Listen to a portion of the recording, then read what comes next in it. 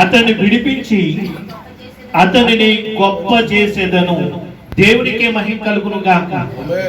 ఆలోచించండి, దేవుడు అంటూ ఉన్నాడు అతన్ని గొప్ప చేసేదను అని అంటున్నాడు. దేవుడికే మహిమ కలుగును గాక. మనలను గొప్ప చేయాలి అంటే ఎవరు చేయాలి? దేవుడికే మహిమ కలుగును గాక. దేవుడే మనలను గొప్ప చేయాలి. కానీ అదేంటో చాలా మంది, కొంతమంది వాళ్ళను వాళ్ళు గొప్ప చేసుకుంటూ ఉంటారు. కానీ అది కొన్నాళ్ళ వరకు మాత్రమే ఉంటుంది.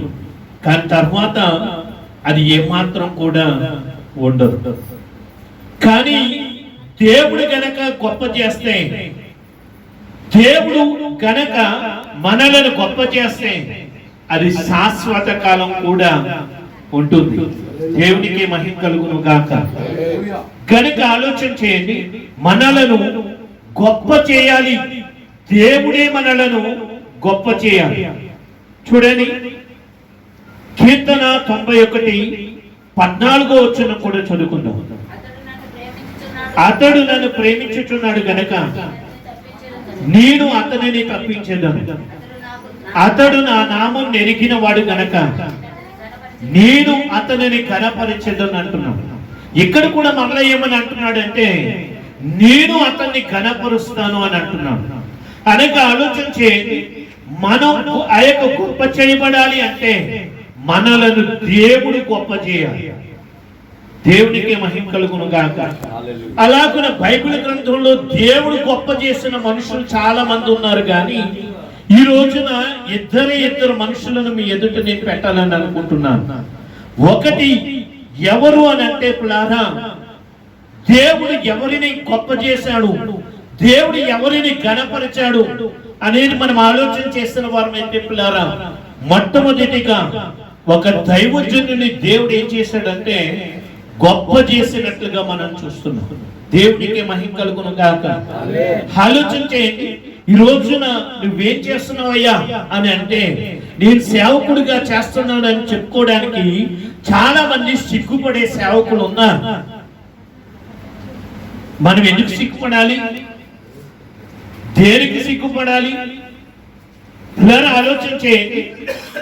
ఒక దైవజనుడు అంటున్నాడు, సేవకుడు అని అంటే సేవకుడుగా ఆ యొక్క సేవ చేస్తున్నానని చెప్పుకోవడానికి సిగ్గుపడకూడదు. నేను పాస్టర్ గా చేస్తున్నానని సిగ్గుపడకూడదు. ఎందుకనంటే నేను ఎంప్లాయ్ అని ఆ యొక్క ఎంప్లాయ్ ఉద్యోగం చేసే వ్యక్తి చాలా గర్వంగా ఏం చేస్తున్నాడంటే, నేను ఎంప్లాయ్ గా చేస్తున్నాను, నేను ఇంజనీర్ గా వర్క్ చేస్తున్నాను, నేను డాక్టర్ గా వర్క్ చేస్తున్నానని చాలా గర్వంగా చెప్పుకుంటున్నాను. ఎంత పెద్ద ఉద్యోగమైనా చేయండి అండి, ఎంత గొప్ప ఉద్యోగస్తుడైనా కూడా ఆలోచన చేయండి, ఎవరి కింద పనిచేస్తున్నాడు అంటే ఎవరో ఒక మనిషి కింద పనిచేస్తున్నాడు. కానీ సేవకుడు పిల్లలు ఆలోచన చేయండి, ఒక మనిషిని కింద అనేది కాదు, కానీ సృష్టికర్త అయిన దేవుని చేతి కింద మనం పనిచేస్తాం. దేవుడికి మహిమ కలుగును గాక. ఆలోచన చేయండి, మన యజమాని ఎవరు అని అంటే సృష్టికర్త అయిన దేవుడు. ఒక మనిషిని కింద పనిచేసుకుంటున్న వ్యక్తే చాలా గర్వంగా చెప్పుకుంటున్నాడు అని అంటే, దేవుని చేతి కింద పనిచేస్తున్న సేవకులం మనం ఎందుకు సిగ్గుపడాలి? దేవునికి మహిమ కలుగును గాక. ఆలోచన చేయండి, ఎవరు ఆయన చేతి కింద అణిగి మణిగి అనేది ఉంటారో నేను వారిని హెచ్చిస్తానని దేవుడు అంటున్నాడు. దేవునికి మహిమ కలుగును గాక. ఆలోచన చేయండి, దేవుని చేతి క్రింద పనిచేస్తున్నాం, దేవుని దగ్గర అనేది మనం పనిచేస్తున్నాం. కనుక ఆలోచన చేయండి, మనం సిగ్గుపడాల్సిన అవసరం అనేది ఏమాత్రం కూడా లేదు. ఎందుకనంటే మనకిచ్చిన భాగ్యం, ఒక దైవజనుడికి ఇచ్చిన భాగ్యం దేవుడు ఎవరికి కూడా ఇవ్వలేదు. దేవుడికి మహిమ కలుగును గాక. ఆలోచన చేయండి పిల్లలు, దైవజనుడు అని అంటే ఒక గొప్పవాడై ఉండినట్లుగా మనం చూస్తున్నాం. దేవుడు దైవజనులను ఏం చేస్తూ ఉన్నాడంటే ఘనపరుస్తున్నాడు. సమూయేలు మొదటి గ్రంథం 9వ అధ్యాయంలో అక్కడ సమూయేలు గురించి చెప్పేటప్పుడు అక్కడ ఉన్న మనుషులు అంటున్నారు అతడు ఎవరు అని చెబుతూ ఉన్నారు అని అంటే, సమూయేలు మొదటి గ్రంథం 9వ అధ్యాయంలో మనం చూస్తున్న వారం అయితే 5వ వచనం చదువుకుందాం. అయితే వారు 6వ వచనం చదవండి. వాడు ఇదిగో ఈ పట్టణంలో దైవజనుడు ఒకడున్నాడు. ఇదిగో ఈ పట్టణంలో దైవజనుడు ఒకడున్నాడు. అతడు బహుగనుడు. అతడు బహుగనుడు. అతడు ఏ మాట చెప్పును అతడు ఏ మాట చెప్పును ఆ మాట నెరవేరును. ఆ మాట నెరవేరును. మనం వెళ్ళవలసిన మార్గమును అతడు మనకు తెలియజేయునేమో. అతని యొద్దకు వెళుదాం రండి చెప్పాను. దేవునికి మహిమ కలుగును గాక. ఇక్కడ దైవజనుడు ఒకడు ఉన్నాడు. ఆ దైవజనుడు ఎటువంటి దైవజనుడు అంటే గొప్పవాడని సెలవిస్తున్నట్లుగా మనం చూస్తున్నాం. దేవుడు ఆ పట్టణంలో ఆ జనాంగం మధ్యన దేవుడు ఆ దైవజనుడిని ఏం చేసి ఉన్నాడంటే గొప్ప చేసి ఉండినట్లుగా మనం చూస్తున్నాం. దేవుడికి మహిమ కలుగును గాక. ఆలోచించే దైవజనుడు ఎందుకు గొప్పవాడు, దేనికి గొప్పవాడు అనేది మనం ఆలోచన చేసిన వారం అయితే పిల్లలు ఆలోచన చాలా మంది సేవకుడు అని అంటే పాస్టర్ అని అంటే చాలా చులకనగా అనేది చూస్తూ ఉంటారు. అందులో స్థానిక దైవజనుడు అని అంటే పిల్లలు ఆలోచించే చాలా చులకనగా అనేది చూస్తూ ఉంటారు. కానీ దేవుడు వాక్యం ఏం సెలవిస్తుంది అని అంటే దైవజనుడు అంటే గొప్పవాడని దేవుని వాక్యంలో మనం చూస్తున్నాం. ఎందుకనంటే ఆ వ్యక్తిని గొప్ప చేసింది దేవుడే, ఏ మనిషి కాదు, ఏ వ్యక్తి ఏమాత్రం కూడా కాదు. ఆ వ్యక్తి ఆ మనిషిని గొప్ప చేసింది దేవుడే. ఎందుకు గొప్పవాడు అనేది మనం ఆలోచన చేసిన వారమైతే, కొన్ని విషయాలు అనేది మనం ఆలోచన చేసిన వారమైతే, దైవజనుడా నీ మీద ఉంచిన అభిషేకం, నీ మీద ఏ అభిషేకం అయితే ఉంచి ఉన్నాడో ఇలా ఆలోచించే అలాంటి అభిషేకము ఇంకా ఎవరికి కూడా లేదు. దేవునికి మహిమ కలుగును గాక. ఆలోచించే దేవుడు నీ మీద అంతటి అభిషేకాన్ని దేవుడు ఉంచి ఉన్నాడు. కాబట్టి ఆ అభిషేకాన్ని బట్టి నువ్వెవరిపై ఉన్నావు అని అంటే గొప్పవాడై ఉండినట్లుగా మనం చూస్తూ ఉన్నాం. ఆ రోజున దెయ్యం పట్టిన కుమారుని యొక్క తండ్రి ఆ దెయ్యం పట్టిన ఆ కుమారుణ్ణి యేసు ప్రభు దగ్గరికి తీసుకొని వస్తున్నప్పుడట ఆలోచన చేసిన వారు అయితే ఆ దెయ్యం యేసు ప్రభు వారిని చూడగానే ఏమవుతుంది అని అంటే గజగజలాడి కింద పడేసి వెళ్ళిపోయింది. ఈ రోజున అటువంటి అద్భుతాలే, అటువంటి ఆశ్చర్య కార్యాలే దేవుడు దైవజనుడి ద్వారా జరిగిస్తున్నాడు. కారణం ఏంటిది అని అంటే పిల్లలు ఆలోచన చేయండి. అది ఆ దైవజనుడు గొప్పతనం అనేది ఏమాత్రం కూడా కాదు, కానీ ఆ దైవజనుల్లో దేవుడిచ్చిన అభిషేకం యొక్క గొప్పతనమై ఉన్నట్లుగా మనం చూస్తున్నాం. దేవునికి మహిమ కలుగును గాక. అటువంటి అభిషేకాన్ని దేవుడు నీకిచ్చి నిన్ను ఏం చేసి ఉన్నాడంటే గొప్ప చేసి ఉండినట్లుగా మనం చూస్తున్నాం. దేవునికి మహిమ కలుగును గాక.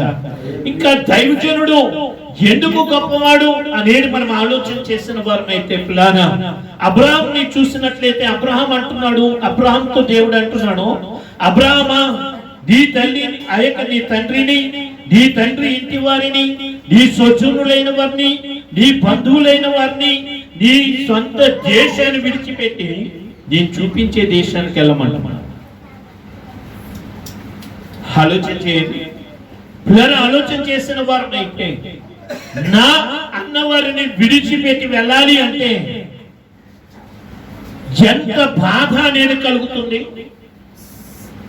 కానీ ఆలోచన చేయండి, ఈ రోజున ఎంతో మంది దైవజనులు దేవుని పిలుపు అనేది అందుకొని సొంత దేశాన్ని, సొంత కుటుంబాన్ని, ఆ యొక్క నానే వారందరినీ కూడా విడిచిపెట్టి వారందరికీ కూడా దూరంగా వెళ్ళి సేవ చేస్తున్నాడు.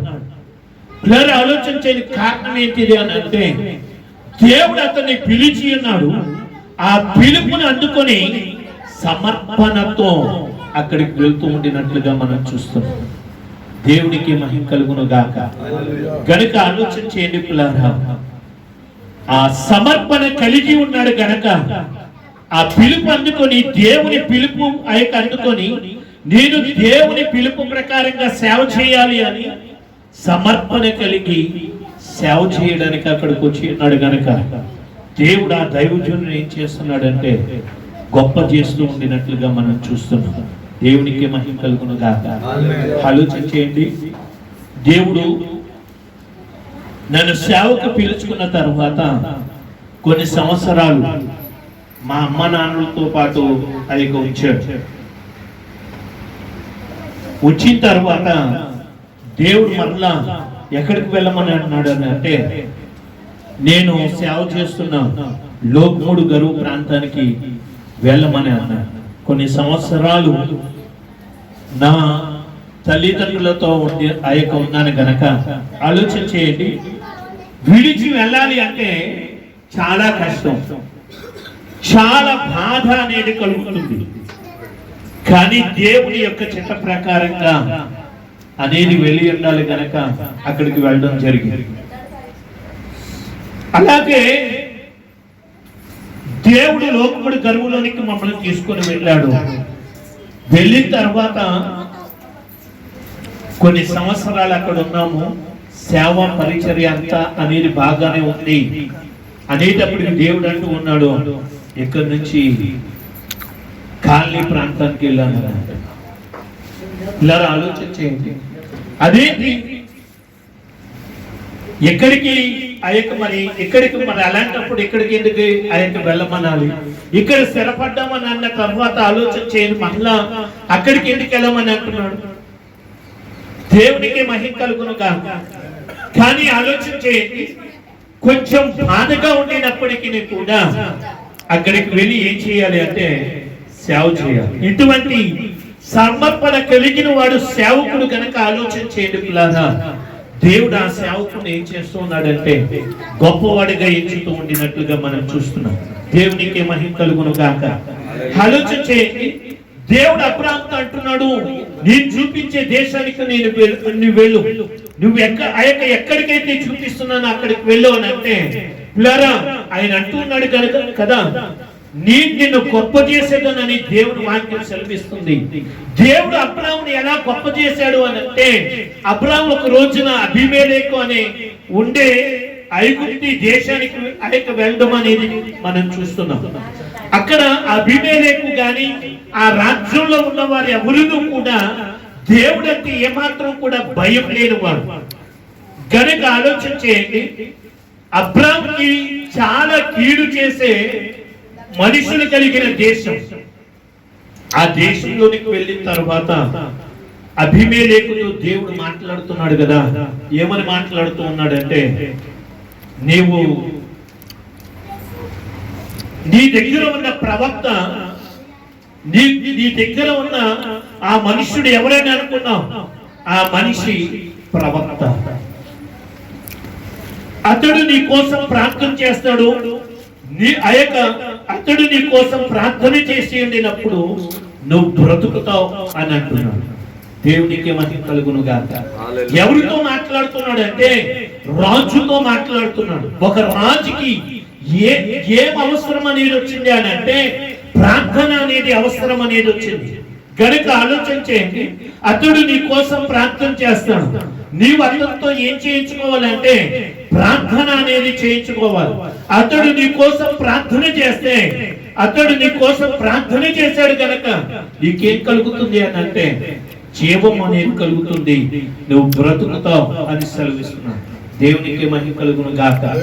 ఆలోచించే దైవజనుడు ఎందుకు గొప్పవాడో తెలుసా? సంఘంలోకి వచ్చిన ప్రతి ఒక్క బిడ్డ వారి యొక్క భవిష్యత్తులో స్థిరపడాలి అని వారి కోసం భారం కలిగి ప్రార్థన చేసేవాడే ఉన్నాడు గనక ఆలోచన చేయని పిల్లారా, అతని ప్రార్థన ద్వారా ఆ సంఘంలోనికి వచ్చిన బిడ్డలు ఎవరి బిడ్డలు అనేది ఆ యొక్క స్థిరపడి మంచి లైఫ్ కలిగిన వారే ఉన్నారు కనుక ఆలోచన చేయండి. ఆ దైవజనుడు గొప్పవాడై ఉండినట్లుగా మనం చూస్తున్నాం. దేవునికి మహిమ కలుగును గాక. చాలా మంది అనుకుంటూ ఉంటారు, నేను చదివాను కాబట్టే నాకు మంచి ఉద్యోగం అనేది వచ్చింది, నాకు మంచి లైఫ్ అనేది వచ్చింది, నేను తెలివి కలిగిన వాడినై ఉన్నాను కనుక ఆ యొక్క నాకున్న అప్పులన్నీ తీర్చేసుకున్నాను, నేను వ్యాపారం మంచిగా అనేది చేసుకుంటున్నాను. అలాగనే పిల్లలు ఆలోచన చేయండి, ఇలాగని అనుకుంటూ ఉంటాను. కానీ ఆలోచన చేయండి పిల్లలు, ఇందులో నా దైవజనుడు పాత్ర ఏముంది అని అనుకుంటూ ఉంటారు. కానీ ఆలోచన చేయండి, నువ్వు స్థిరపడాలి అని, నువ్వు బాగుండాలి అని, నువ్వు క్షేమంగా ఉండాలని, ఆ యొక్క నీవు అభివృద్ధి అనేది చెందాలి అని, నీవు మంచి జాబ్ సంపాదించాలని, ఎన్నో పరిస్థితుల మీద విజయం అనేది సాధించాలని నీ కోసం ప్రార్థన చేసే ఒక వ్యక్తి ఉన్నాడు. ఆ వ్యక్తి ఎవరో తెలుసా? దేవునికి ఇచ్చిన సేవకుడు. దేవునికి మహిమ కలుగును గాక. ఆలోచన చేయండి పిల్లలు, ఉద్యోగం రానంత సేపు, స్థిరపడినంత సేపు పిల్లలు ఒకలాగా అనేది ఉంటారు. స్థిరపడిన తర్వాత ఆలోచన చేయండి, మనకి ఈ చిన్న సంఘం అయితే ఏమాత్రం కూడా సరిపోదో, మీరు అలా ఉంటారని ఏమాత్రం కూడా నేను అనుకోవట్లేదు. ఆలోచన చేయండి పిల్లలు, మనం చేస్తున్న ఉద్యోగానికి మంచి ఆ యొక్క పెద్ద సంఘం అనేది మనకు కావాలి. పెద్ద సంఘానికి మనం వెళ్ళాలి. పెద్ద దైవజనుడితో మనం ఆ యొక్క సహవాసం కలిగి ఉండాలని అటువైపు అనేది మనం చూస్తుంటాం. కానీ నువ్వు స్థిరపడేటట్లు, నువ్వు బాగుండేటట్లు, నువ్వు క్షేమంగా ఉండేటట్లు, క్షేమాభివృద్ధి అనేది చెందేటట్లు నీ కోసం భారం కలిగి ప్రార్థన చేసింది ఈ సేవకుడే. దేవునికి మహిమ కలుగును గాక. అతను నీ కోసం ప్రార్థన చేశాడు కాబట్టి నువ్వు ఎలా ఉన్నావు అని అంటే మంచి భవిష్యత్తును కలిగి ఉన్నావు అని ప్రభు పేరట సేవకునిగా నేను తెలియజేస్తున్నాను.